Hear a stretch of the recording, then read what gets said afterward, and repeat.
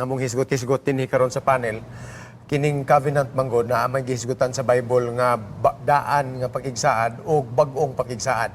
Sa atong nahibaluan, mao man ni ang kung atong hisgutan ang Bible mga kaigsuonan, ang daang tugon mao na ang Old Covenant ug ang bagong tugon mao ang New Testament, mao na ang bag-ong pakigsaad mga kaigsuonan. But there are also different covenants being made by God with His people. Ang labing unat sa tanan mga kaigsuonan, ngadto kang Adan ug kang Iba human sa ilang pagkahulog sa sala. Nya naapoy covenant din ha between God and Abraham, God and Noah. Okay, nakita nato dito si Noe na diha sa Abraham. Nya naa si Moises mga kaigsuonan na pakigsaad. And part of the distinguishing mark ni ining gitawag nato nga daan nga pakigsaad mga kaigsuonan mauning gisulat sa duha ka papan nga bato.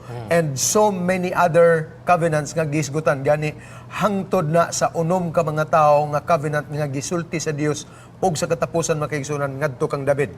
Ug ang ikapito diri sa panahon ni Jeremias mga kaigsuonan gitawag na ni sa Ginoo og New Covenant. Unsa may mga distinguishing marks ni aning Old ug New Covenant mga kaigsuonan. Sumala sa tong lesson maumaora ang ilang mga components, but there are distinguishing marks between the Old and the New Covenant. Ma'am Pinky, what can you say about this? Doon ay upat kabutang nga gilangkuban ni ining maong covenant. Gitawag ni sa Jeremiah 31 verse 33, kanang sanctification. Dayon, reconciliation, mission, justification. So, mura ba ni siya og ang mga elemento nga gilangkuban sa pakigsaad.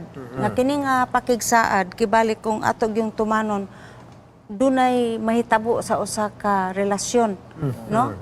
Makabaton siya ka kausaban kay masanctified man siya sa ato pa may kausaban sa transformation sa kinabuhi nga iyang ilhon nga pinagi sa iyang pakigsaad sa Ginoo. Dunay kausaban kinahanglan dunay kausaban sa iyang pagkinabuhi lifestyle. Gitawag ni sa ato karon og Christian lifestyle.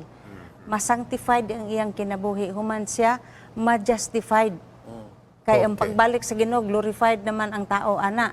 So kaning ma-reconcile siya pagkahuman dayon ang resulta siya ana. So after the covenant is being established legally, abiding covenant because it is God's covenant, there will be reconciliation between God and His people. So mana siya. So ang mission statement matuman gyud nga we will be ready as soon as we are reconciled to God, ma-ready ta sa iyang pagbalik. Yes. That is how I look at it with fulfilling the covenant that is given to us by God. Okay. Salamat Ma'am Pinky, Pastor Gingging. Sama sa gihapon diha sa maong upat ka punto makigsuonan. Nag-ingon man gud diri ang atong leksyon diri Its consecutive covenant serves to expound and deepen our understanding of our everlasting covenant of love. So, kini nga pagigsaad makigsuonan base gyud ni sa gugma, di ba? Manang niingon siya diha sa 31 verse 33, I will put my law in their minds and write them in their hearts. Dili lamang nga naa sa una-una, naa pa gyud sa unsa. Kasing-kasing kay pwede man na makigsuonan nga tan-awon nimo ng sugo diha sa papan nga bato nga sige memorize ko na tanan pero posible ba ya nga wala sa imong kasing-kasing. Yeah, that's right. Na application man na makigsuonan ato ning gamiton ng illustration. Sa Osamis si Chief Espinedo kun naay madakpan nga dili mag-helmet. Di ba? Dili lang mag-helmet.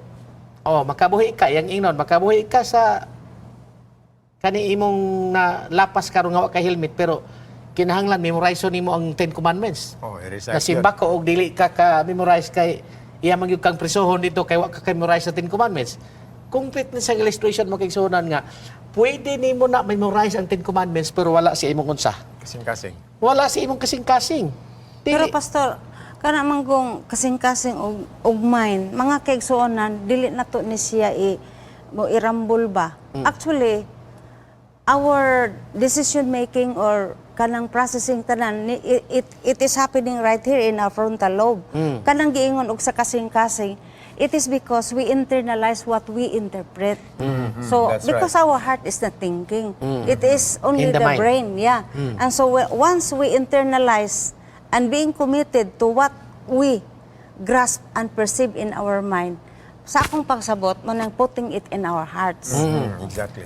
Ani man gud ha, mga kaigsunan, ang akong simple kayong explanation ani. Posible lagi nimo nga memorize ang napulo ka sugo. Pero namabantay ka wala sa gugma. Kaya ang heart man gud, di ba gugma man? Mo na ingon siya diha, I will put my law in their minds unsa pagyod. Sa reconciliation ingon siya diha, I will be their God and they shall be my people. Ngano man nga mutuman ko sa sugo. Tungod kay gugma ko sa Ginoo. Siya ang akong Dios. Siya ang naghatag sa sugo. So ato siyang tumanon tungod kay based sa love mga kaigsuonan. Mao na siya. Kanya nag-ingon siya diri sa mission. Ikatulo mao man ang mission, di ba? No more shall every man teach his neighbor and every man his brother, saying, Know the Lord, for they all shall know me from the least of them to the greatest of them. Gikan sa pinakaubos hangtod pinakadako nila, kinahanglan makaila ka sa imong Dios. Ug niya ingon sa justification, I will forgive their iniquity and their sin I will remember no more. Pagkanindot makaigsunan. Kini tanang upat, kung imong tan-awon pag-ayo, ingon siya dinhi, ingon siya diri, naga-reveal kini siya makaigsuunan fully sa kinatibuk-an sa planos kaluwasan. Gusto ang Ginoo di ay igsuon nga ang atong pasikat sa pag-alaga niya pinaagi sa gugma niya. Kay kung nag-ingon ta nga ang sugo na diha, ato nang himuon nga mao man ang pakigsaad nato sa Ginoo, di ba? Pinasikat gyud sa gugma. Ang Ginoo gugma gyud lagi sa akong giingon sa unahan makigsunan. Mao na ang basis niya sa everlasting covenant nga dili gyud mawala ang iyang gugma sa matag usa kanato. Bisan usahay malapason ta kaayo. Ato na ning lakbitan mga kaigsuonan sa missiological point of view sa atong lesson. Napil din ha sa upat ka elemento mga kaigsuonan kay gitawag og missions.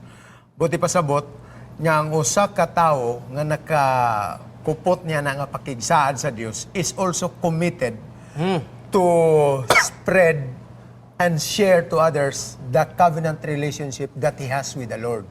So buti pasabot mga kaigsuonan, kung tinuod ka nga naangot niya na nga pakigsaad sa Ginoo, apil na sa imuhang pagbati nga di ka mahimutang kung dili nimo mapahat na ngadto sa uban.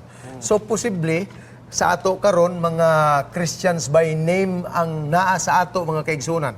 Nakatatak lang ta nga Kristohanon pero sa unod diha mga kaigsunan wa pa kadulot ang pakigsaad sa Dios.